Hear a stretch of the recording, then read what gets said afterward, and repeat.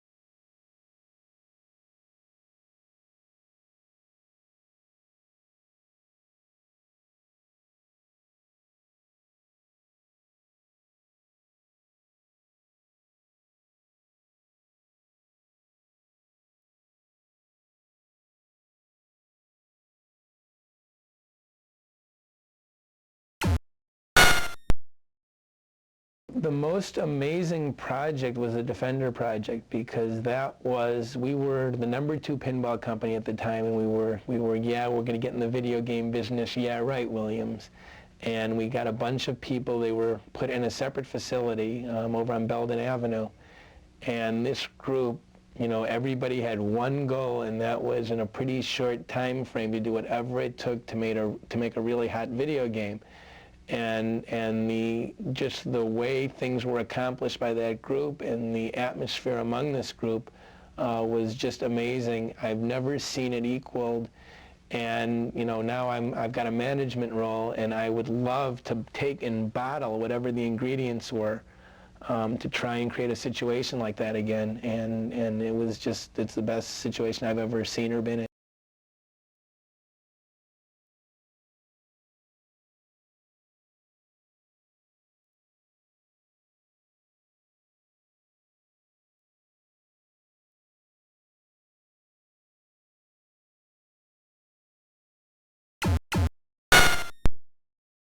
It's pretty crazy because the night, this was insane actually.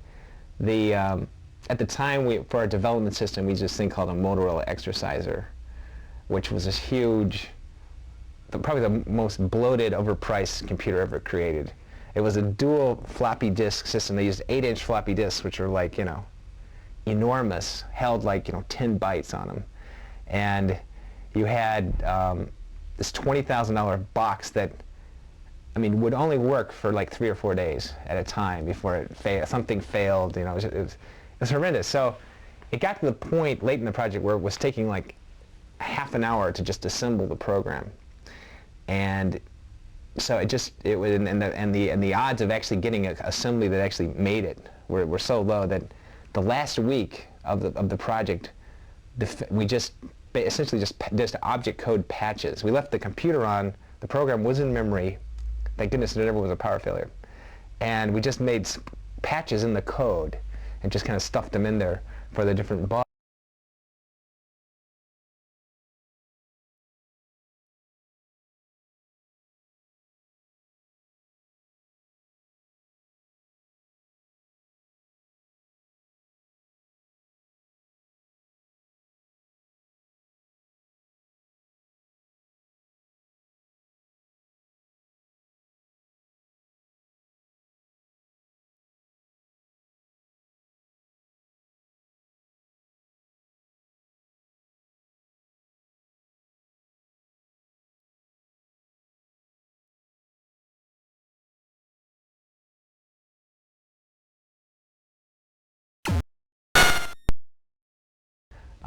And then it was like 4 a.m. and it was like, okay, we got to burn the ROMs for the show. And we like burned them. We like took everything was stuck in this computer memory, so we had to like pull out the bytes essentially, and then burn them into EEPROMs. And we did it, and like it was at 6 a.m. Plugged them in, they didn't work. I was like, shit, you know, it's like, what happened? You know, did we bend a pin? Did we, you know, of these, you know, 12 ROMs, you know, what was screwed up? And we burned them again or something, and they were like all blank or something. I don't know what it was, but finally we burned them again and we got the damn thing working. And we like took these chips to the show. The cabinets were sitting on the show floor, like awaiting this program. You know, so we got to the show at like 7 a.m. and, you know, plugged in the chips, and the thing came on, and it was just like, we just go, oh my God, it worked. You know, we were just, you know, couldn't believe it. It was like we were just so high from like not sleeping, and, you know, it was just this ultimate high to like just this thing actually worked.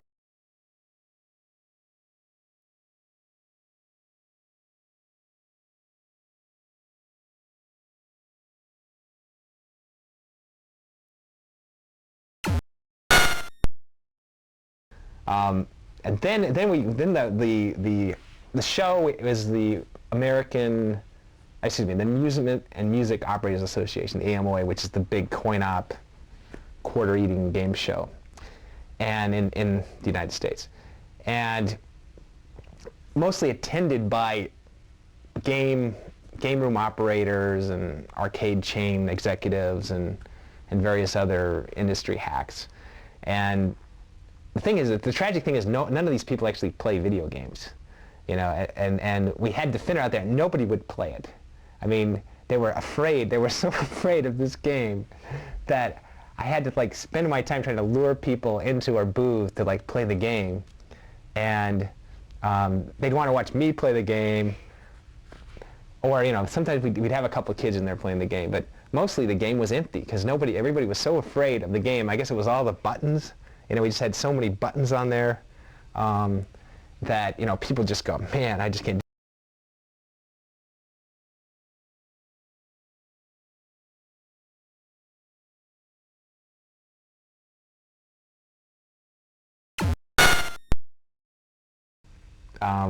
So it's kind of like, well, we go, oh, okay, it's kind of cool, you know, maybe we'll sell 1,000 games or something, you know, maybe some suckers will buy them. But you know, at the time, it seemed like it was a bomb. But I don't know, we were just so high from finishing the thing that it wasn't disappointing at all. In fact, I don't know, we kind of maybe were proud that it intimidated everyone. You know, it's like we were kind of proud that the game like freaked people out.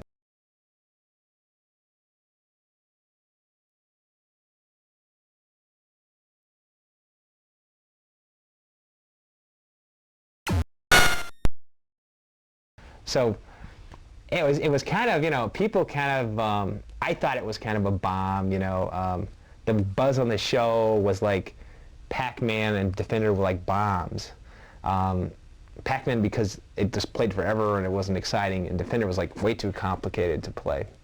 And people were thinking this game Rally X, which was a little car racing game, was like the big game of the show.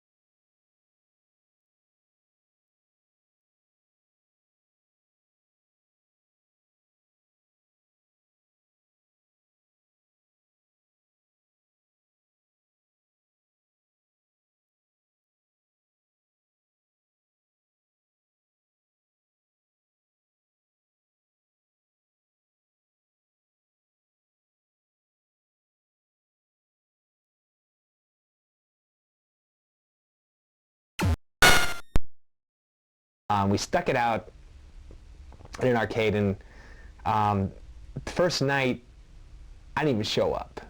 You know, I mean, you stick this thing out. You've been working on this thing for months. You almost got fired. You know, I mean, there was a point where I cleaned out my desk. You know, in like the dark days when I was working on the astronauts, I'd actually cleaned out my desk and had put all my stuff in boxes. I mean, I was that close to like just quitting, and so I just didn't want to, you know, I didn't want to find out what people really wanted. Like, so I didn't show up first night. And second night, I go out to the arcade, and the place was just, there was like people 10 deep, watching Defender. There was people sitting on chairs and couches and like camped out around this game. And at that point, I figured, wow, maybe this is kind of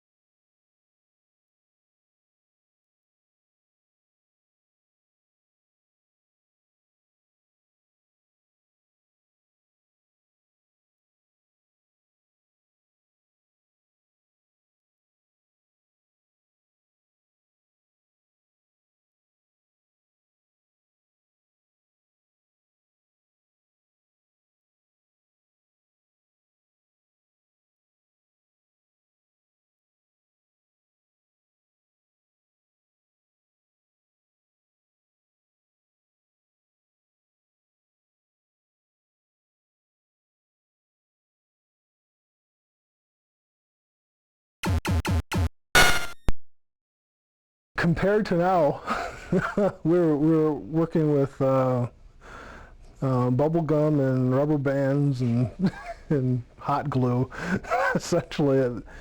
the memory in the game was, I believe, 96K, which is just nothing. Now, I mean, we waste that on title screens nowadays. So the real challenge in designing games back then was, how do you do something interesting with some nice animation, and how do you do it in such a small package? Because that doesn't allow us a lot of variety.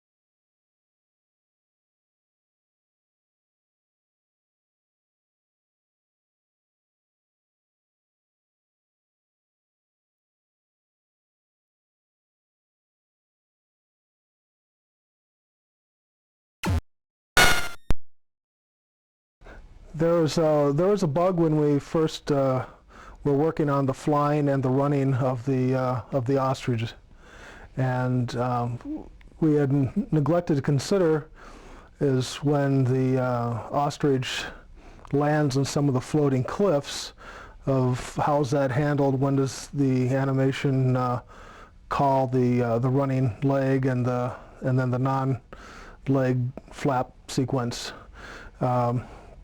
So there's a lot of situations where the ostrich is, the cliff is floating and the ostrich will be flying, but he's not high enough to show his legs.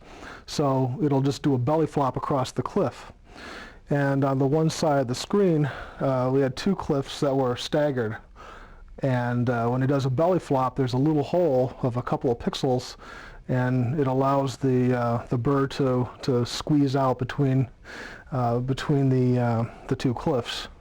And we're racking our brains trying to fix it, but we were so embroiled in playing Cutthroat, where we would try to kill each other when we were playing and testing the game, and it became a really fun trick to do, is that someone would be hovering underneath these cliffs, and then you'd deliberately do the belly flop and squirt out and kill the guy underneath. And so we decided to keep that in there and call it a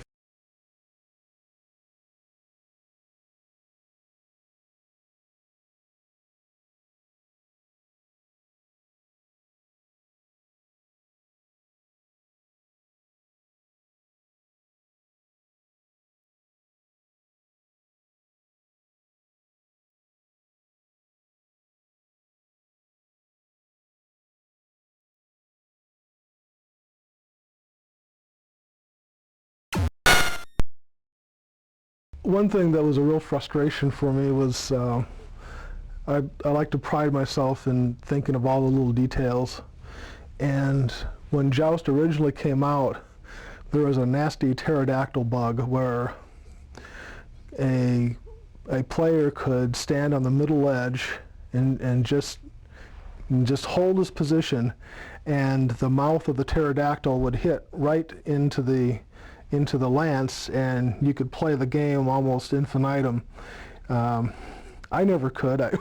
I'm just too slow, I guess. But a lot of really good players, when we first sent the game out to manufacture, could do that, and that really ticked me off, because I had taken every character.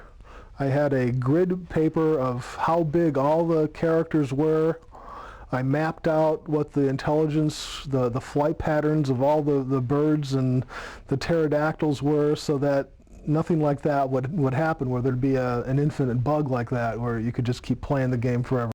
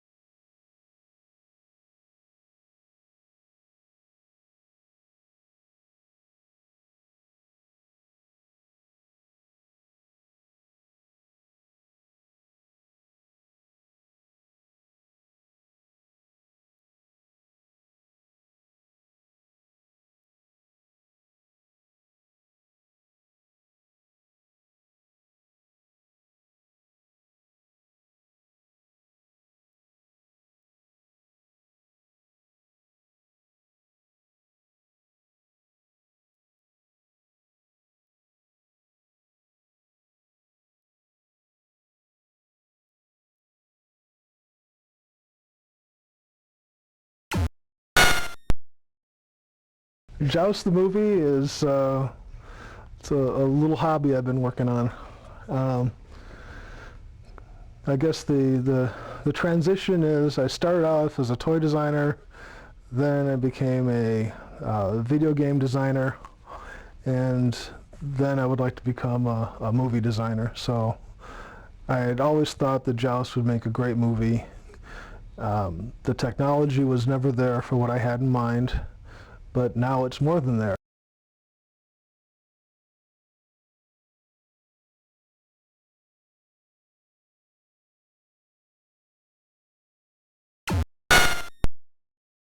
Right, yeah. Right now, the old video games are being gobbled up by collectors and in people's basements, but the the prices are just starting to rise on some of them.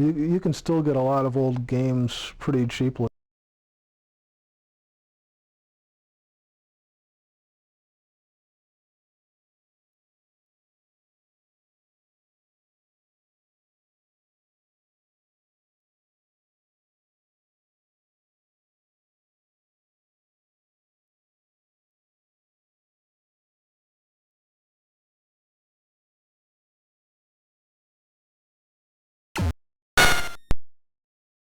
I've been looking for an original Joust cocktail table, of which there is, even though Joust did really well, we only made about 500 cocktail tables, and it was really too bad because it was one of the originals. It was the only two-player simultaneous side-by-side cocktail game that was made, so it had a unique look, because at the time most all the other cocktail tables like Pac-Man and Ms. Pac-Man, one person sat on one side, the other sat on the other opposite, and then the screen flipped around. Well, this played just like the regular Joust, because you're both sitting next to each other, and the screen didn't flip. So I'd always regretted that I didn't get one for myself. So I finally found one and did some trades here and there, and I paid about $500 for it. But I would say they're probably worth more than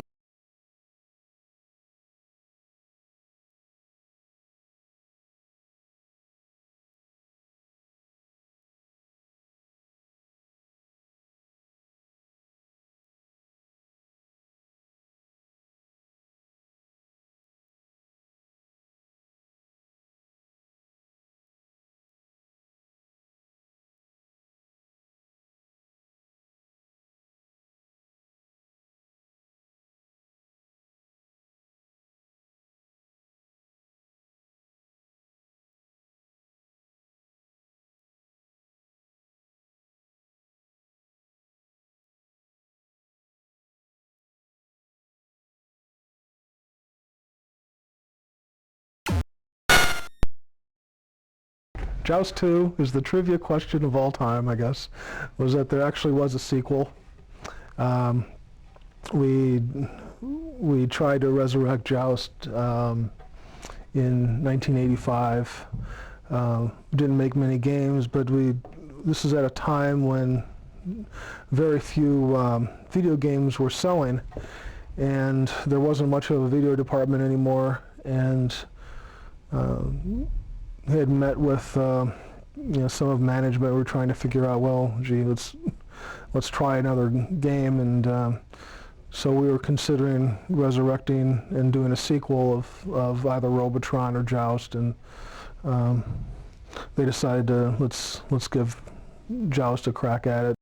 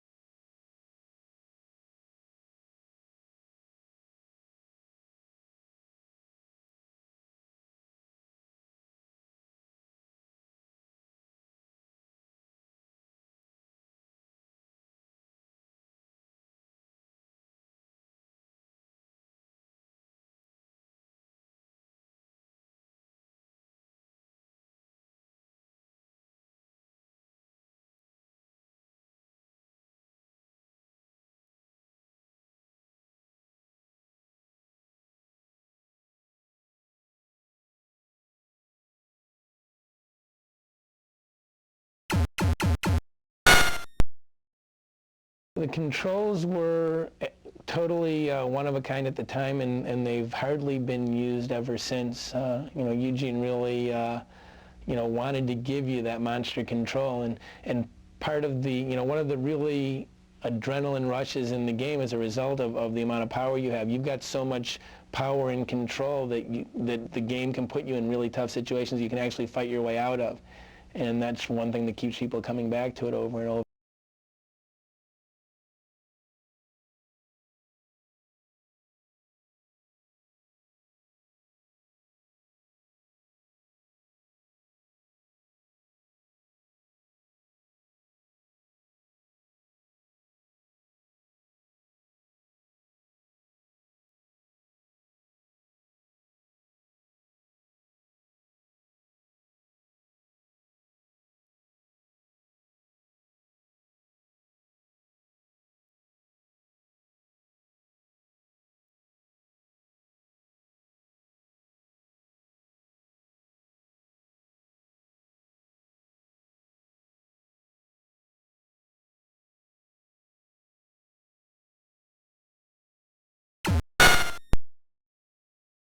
I think they will soon realize that humans are nasty little things. You know, they're trying to blow up things. They got car bombers. They got nuclear terrorists. You know, all these mass murderers. You know, all these nasty little habits that humans have. You know, create wars, threaten to blow up the world. You know, endangering the entire planet. I mean, it's clear that humans are psychos, and for their own protection, you know, we'll have to be confined in safe zones.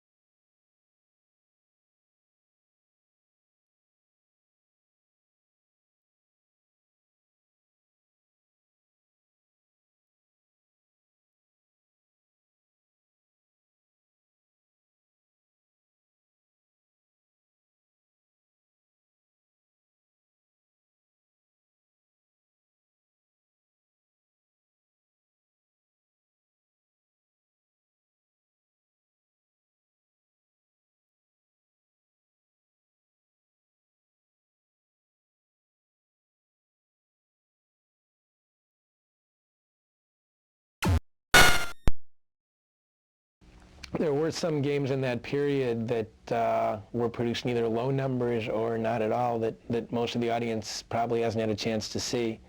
Some low production games were Mystic Marathon, Turkey Shoot, Inferno. Those three were tested, and there were some number built of each of those models, and they can be found in collectors' hands, but the quantities are limited. Then there were games like Play Ball, Speedball. There's at least one other that were fully developed and tested but were never put into production, and there are no games in collectors' hands. I have the only existing Play Ball sitting in my office.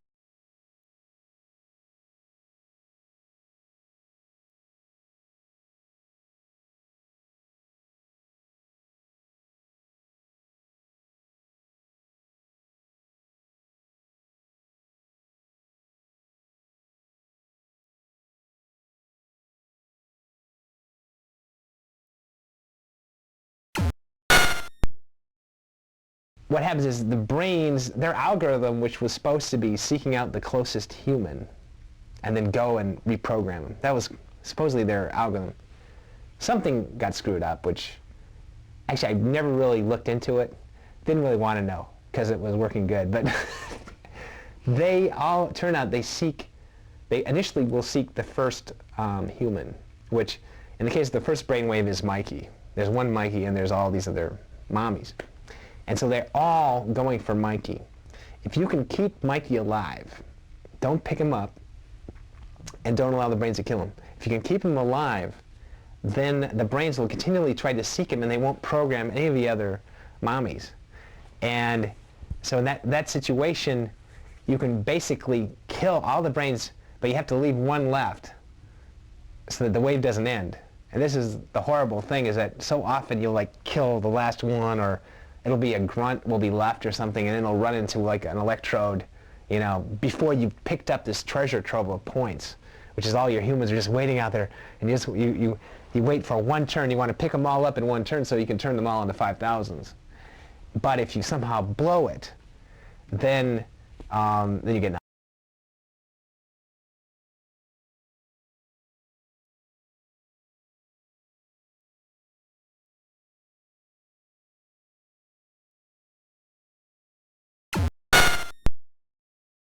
We also had a sequence where you can, you know, play with the controls, and out comes a copyright message with Eugene's and my name on it.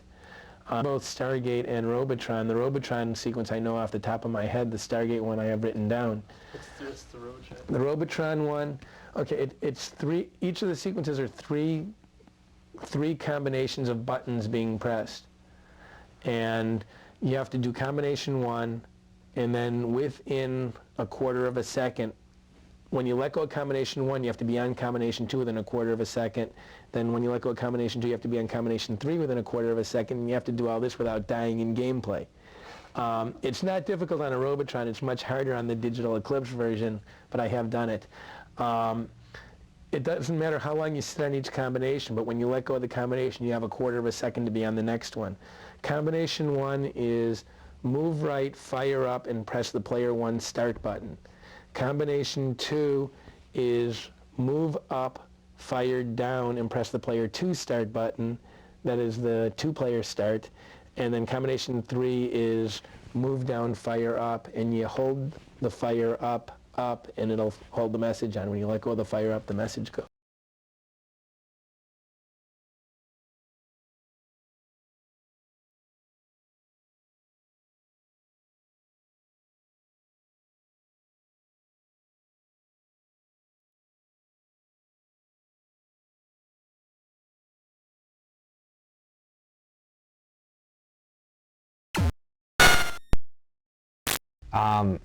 I've got a Robotron down in my basement, and it's like every now and then I just have to go down and kick its butt. I mean, it's just, I've got to, just kick its ass. And unfortunately, if I haven't played in a while, I'll get down there, and it'll just humiliate me. Now, every Robotron player that's really into it these days plays it at 10.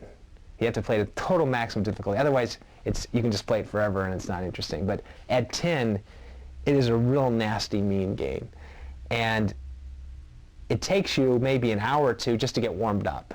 The game will just kick your ass and humiliate you, and you'll get 80,000 or 100,000 or 150,000, and you're just crying out, and you just like want to kill it. You're grabbing the game by the joysticks and you're just shaking it and slamming it on the wall. And eventually you get to the point, it's almost like warming up for a basketball game or something. You get to the point, you're sweaty, and you've got this kind of attitude. You cannot win until you have this attitude, this total mindset of just total concentration and total rage. You've got to stop.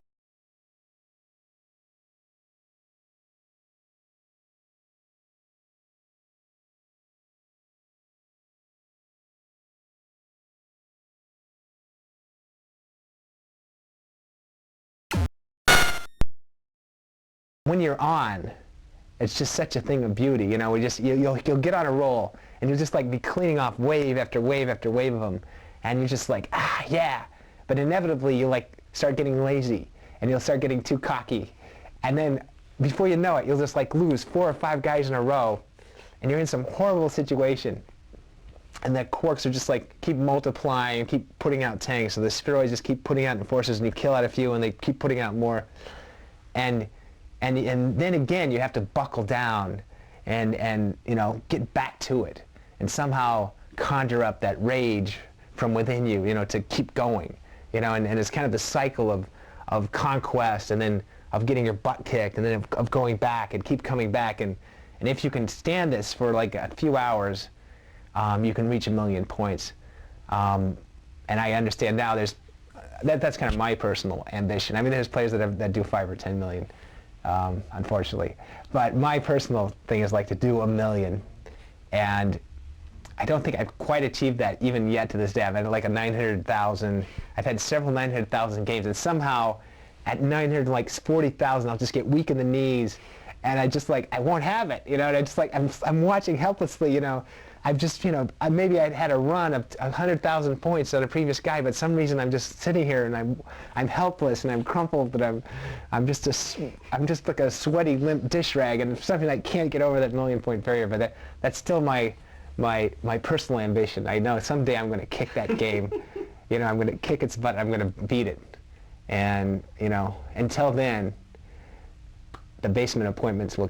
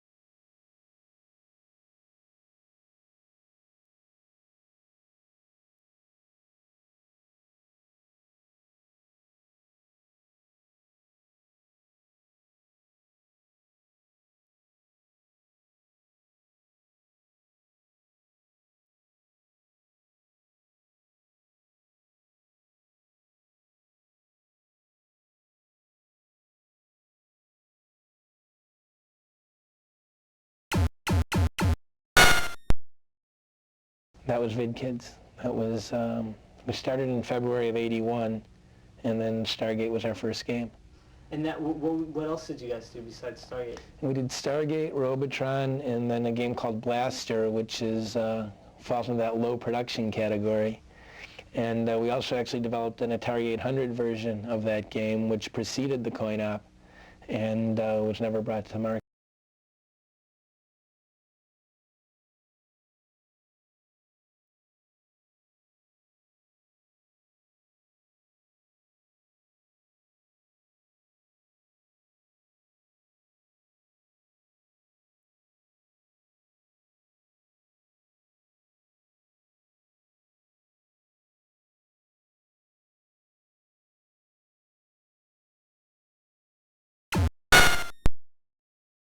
Well, Eugene and I did, we shared the load. It was, we had a lot to do in a pretty short period. In the sense of doing a sequel, we were in a world where there were a couple of sequeled games at the time. They had done Asteroids Deluxe behind Asteroids, and they took everything that was fun out of the game. And they had done Deluxe Space Invaders behind Space Invaders, which was essentially the same game. And we wanted something that would give some good new appeal to the game, but that wouldn't be playable by the good players to the extent where they were playing 10, 15, 20 minutes on Defender. If they walk up to Stargate and are playing 20 minutes a game, this game's not going to have any ability to make money. So we worked really hard to come up with a mechanism to make the game good for the better player without having him stay there for long periods of time.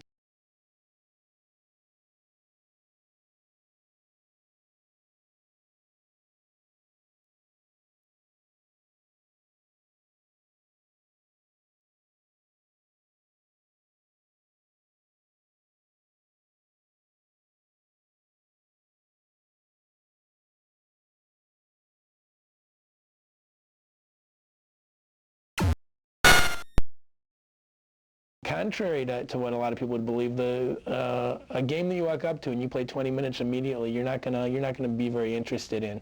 You need the new conquest. You need to go up there and have it going. You're dog food, and for you to want to come back and try and learn and beat it. So in Stargate, we put the warp feature in, which it was a matter of rescuing and holding on to 4 humanoids and flying through the Stargate, which is a pretty high-level accomplishment. But if you're a good Defender player, it's you can do it in your sleep. And what that did was that gave you a huge bonus, took you ahead 2 or 3 waves in the game, and giving you the bonus gave you a couple extra ships. So it was a way to get the good players to jump into where the action was frenzied and make them think that they were having a one-up on the game. And it worked pretty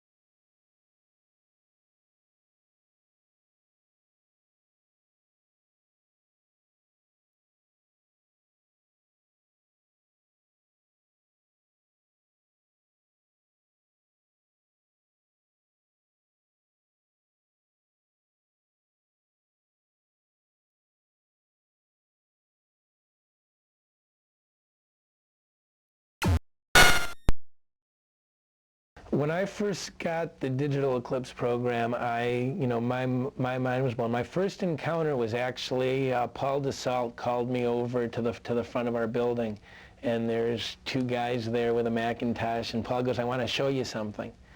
And he plays with his Macintosh and types something. All of a sudden, the carpet sweeps of the memory test, which is pretty much a signature of the old Williams games, is appearing on the Mac, and I'm like, oh my God, you guys wrote a simulator.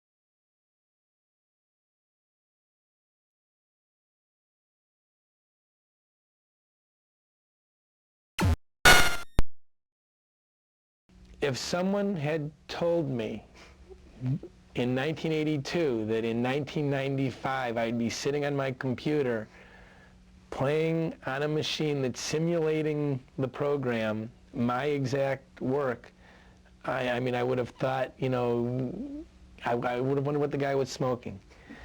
The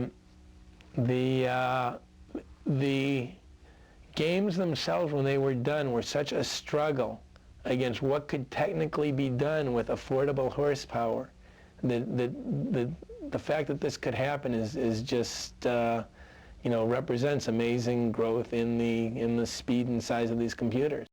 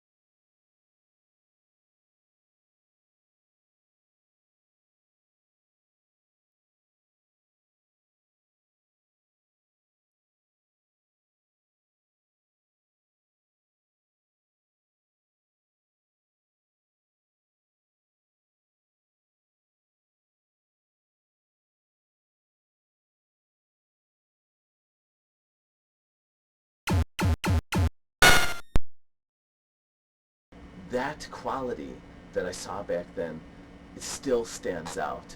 A lot of times these days with a lot of the games, the newer games that we see come out in the arcades, they're interesting, but they're either they're beautiful games to look at, but the gameplay is real lousy. It's not an enjoyable experience.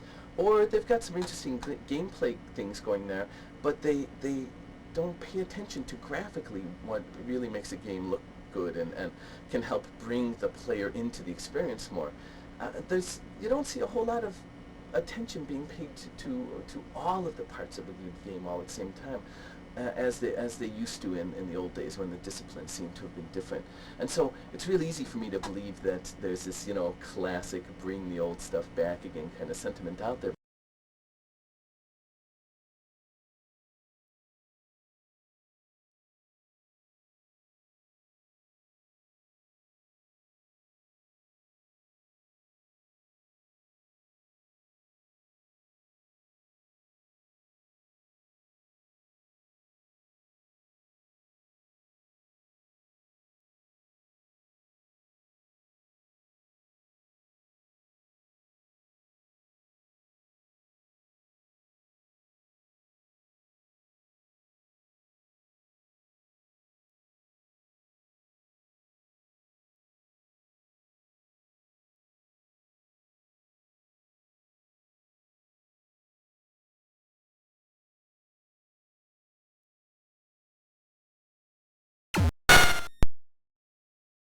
The thing that's unfortunate about it is that the fellow who was in charge of that decision-making process, Noah Falstein, decided he was nervous that we'd get in a lot of trouble, too much trouble, for putting an Easter egg in. So he buried the thing so deep down that I can't even remember this complex series of things that you have to do to get it to show up. Guaranteed no one ever finds it.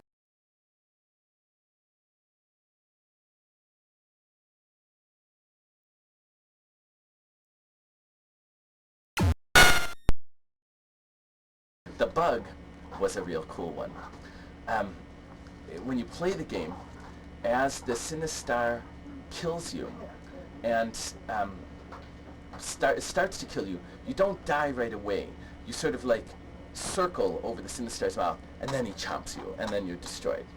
It turns out that while you're in that configuration where you're spinning around in the mouth but not quite dead yet, one of the warrior guys can come in and shoot you right then and kill you right then.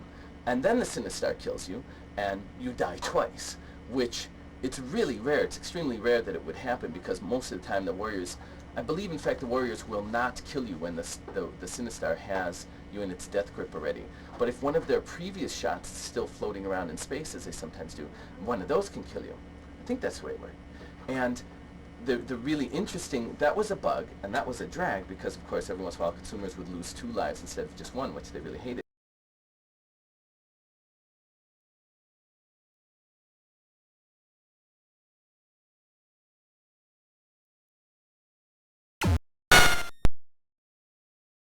Kids found out that if you only had 1 life left and you got into that death grip where it was about to destroy you, and then the warrior shot came and killed you, the warrior shot would reduce your lives to 0, and then the Sinistar would kill you, which would reduce your number of lives left to -1. And in the computer world, -1 is also a really big number, and all of a sudden you'd have 255 lives left. And Lord knows how the kids would find these things, but I knew kids that could show me this in an arcade. They go up and say, look at this, and all of a sudden they have 255 lives, and man, you can play for a long time on Sinistar. You've got 255 ships left, boy.